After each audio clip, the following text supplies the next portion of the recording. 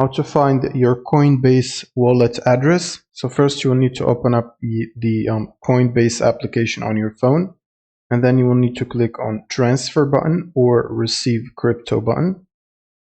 And from here you will need to select the coin that you want to receive. So for example, Bitcoin or Ethereum or Litecoin or any other coin. Just click on it. Make sure you select the appropriate network. So for Bitcoin, it's most likely the Bitcoin network. Click on it. And then you will need to copy this address right here. So as you can see under your address, there is a copy button next to it. Click on it to copy the address.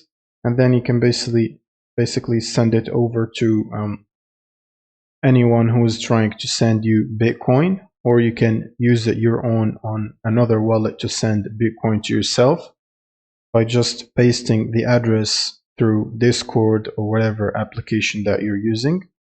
And then the other person just copies this address and sends the Bitcoin to you or whatever coin they're sending.